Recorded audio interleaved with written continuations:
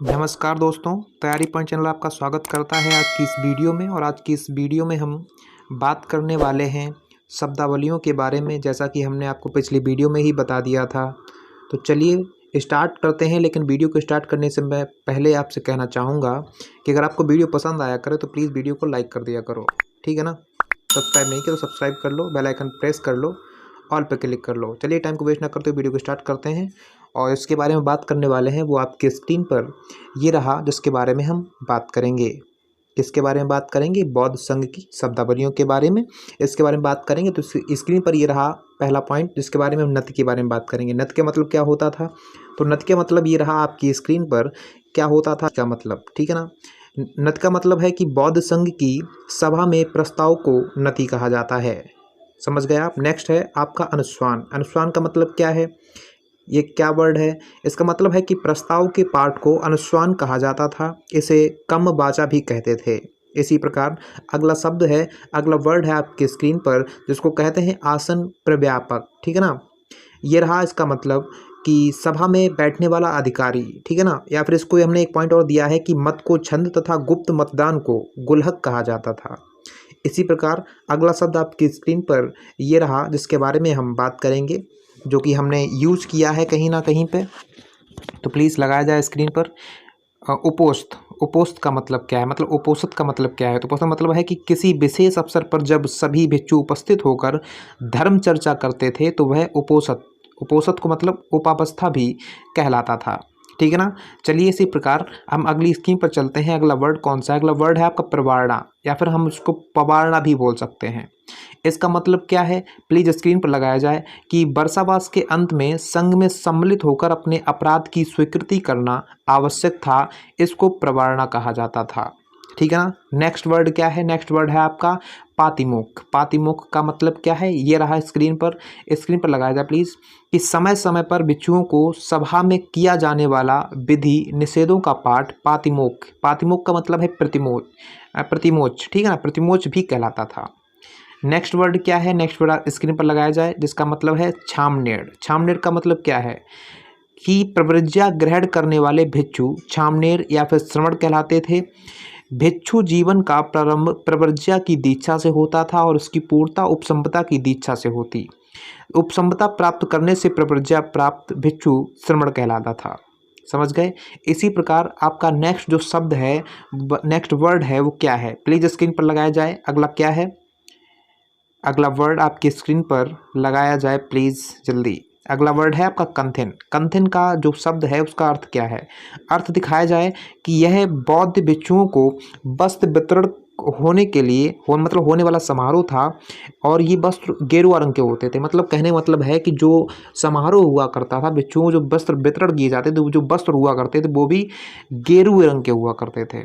समझ गए आप। उसको कंथिन बोला करते थे। जो समारोह होता था उसको कंथिन बोलते थे। जो वस्त्र बांटे जाते थे वो गेरुए रंग के होते थे। अगला शब्द क्या है? अगला वर्ड क्या है? प्लीज स्क्रीन पर लगाया जाए। ये रहा आपका अगला, जिसको है उपासक। उपासक है एक वर्ड, उसका मतलब क्या है कि गृहस्थ जीवन में रहकर बौद्ध धर्म को मानने वाले लोग उपासक कहलाते थे। गौतम बुद्ध एवं बौद्ध भिक्षु वर्षा काल में उपदेश नहीं देते थे। अन्य समय में उपदेश देते हुए भ्रमण करते थे। वर्षा काल के 4 महीनों में भिक्षु एक जगह रहकर ही समाधि, समाधि मतलब होता है ध्यान लगाते थे, जिसे बसा या फिर आश्रय कहते थे, ठीक है ना। समाधि का मतलब होता है ध्यान, जो कि मैंने पास पास सीट टाइप कर दिया है। यहाँ पर इस एक पॉइंट के अंदर लगभग 3 से 4 पॉइंट आपके इकट्ठे हैं और बहुत इंपॉर्टेंट पॉइंट भी हैं, ठीक है ना। और इसके बारे में अब जब अगली बात करेंगे, आगे हम बात करने वाले हैं बौद्ध धर्म की शिक्षा एवं सिद्धांत के बारे में। चलिए इसमें भी देख लेते हैं। इसमें भी 2-3 पॉइंट हैं। पहला पॉइंट है कि बौद्ध धर्म त्रिरत्न। बौद्ध धर्म के जो त्रिरत्न थे उसका वो कौन थे? बुद्ध थे, धम्म तथा संघ। ये जो 3 वर्ड हैं वो आपके बौद्ध धर्म के त्रिरत्न कहलाते थे। इसी प्रकार जो अगला पॉइंट है, अगला पॉइंट आपकी स्क्रीन पर कि बुद्ध ने दुख निवारक 3 स्कंद बताए हैं। जो दुख निवारक के जो 3 स्कंद है वो कौन से हैं? पहला है प्रज्ञा, दूसरा शील और एवं समाधि। कालांतर में इन्हीं का विस्तार अष्टांगिक मार्ग के रूप में हुआ है। अब आप सोच रहे होंगे अष्टांगिक मार्ग क्या है, तो चलिए इस अष्टांगिक मार्ग के बारे में भी बात कर लेते हैं। प्लीज अष्टांगिक मार्ग स्क्रीन पर दिखाया जाए, स्क्रीन पर लगाया जाए, इसके बारे में हम बात करने वाले हैं। चलिए आगे देखते हैं। अष्टांगिक मार्ग ये रहा आपकी स्क्रीन पर, जिसके बारे में हम बात करेंगे। अष्टांगिक मार्ग में भी बहुत सारे कुछ उसके मार्ग हैं, कुछ पार्ट हैं। जैसे कि पहला है आपका सम्यक दृष्टि। सम्यक दृष्टि का मतलब क्या है, ये लीजिए आपकी स्क्रीन पर, कि वस्तुओं के वास्तविक स्वरूप का ध्यान रखना, ये सम्यक दृष्टि कहता है। नेक्स्ट है आपका सम्यक संकल्प। सम्यक संकल्प का मतलब क्या है, ये रहा आपकी स्क्रीन पर, इसका मतलब दिखाया जाए प्लीज जल्दी से। ये रहा प्लीज, आसक्ति, द्वेष या फिर हिंसा से मुक्त विचार। इसी प्रकार अगला है आपका सम्यक वाक। सम्यक वाक का मतलब क्या है, सम्यक वाक का मतलब अगर दिखाया जाए स्क्रीन पर जल्दी से, इसका मतलब है कि अप्रिय वचनों का परित्याग, ठीक है ना।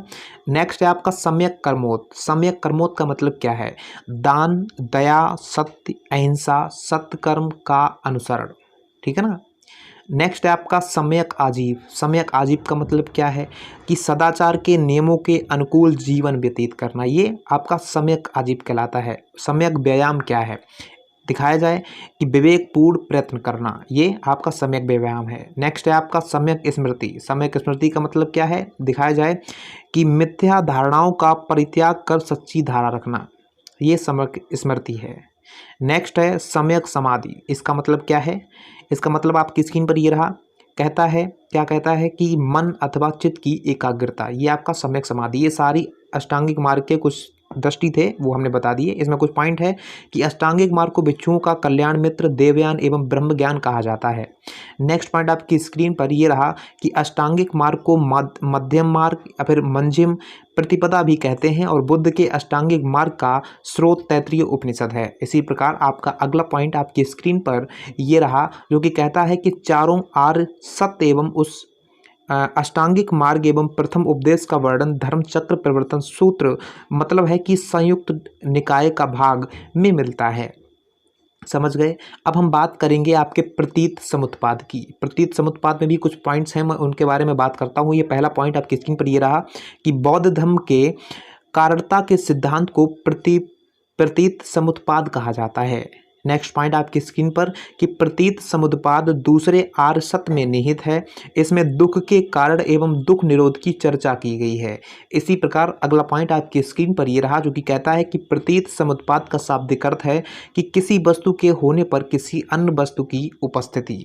इसी प्रकार अगला पॉइंट आपकी स्क्रीन पर कि प्रतीत समुत्पाद को कारणता का सिद्धांत तथा आश्रित उत्पत्ति का सिद्धांत भी कहते हैं।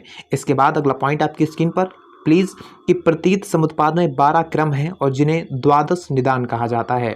ओके, समझ गए ना। अब हम आगे बात करने वाले हैं पंच स्कंद की। पंच स्कंद में 5 स्कंद है, ये रही आपकी स्क्रीन पर, जिसमें पहला है रूप, दूसरा वेदना, तीसरा संज्ञा, चौथा संस्कार और 5वां है विज्ञान। ये आपके 5 स्कंद है। इसमें कुछ पॉइंट है, मैं आपकी बात करता हूँ, प्लीज पॉइंट दिखाया जाए। पहला पॉइंट है कि बौद्ध धर्म अनीश्वरवादी एवं आत्मवादी है।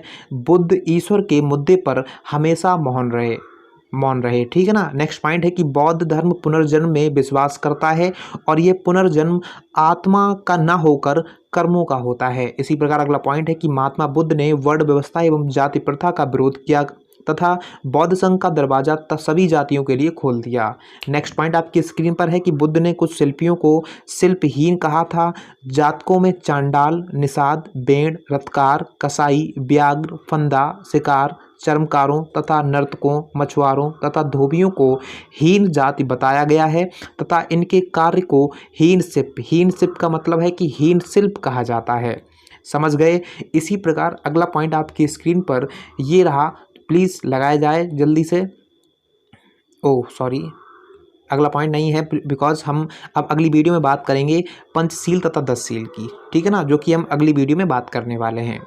समझ गए, ये हम आगे बात करेंगे। और जैसा कि मैंने आपको बोला है कि अगर वीडियो पसंद आया कर तो वीडियो को लाइक कर दिया करो यार, ठीक है। चैनल को सब्सक्राइब नहीं किया है तो चैनल को सब्सक्राइब कर लो, बेल आइकन को ऑन कर लो और ऑल पे प्रेस कर लो, जिससे कि मैं जब भी कोई नई वीडियो डालूंगा तो आप तक मेरा नोटिफिकेशन जरूर पहुंच जाएगा, ठीक है ना।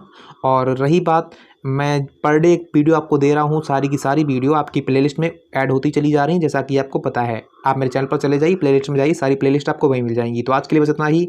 Thank you very much.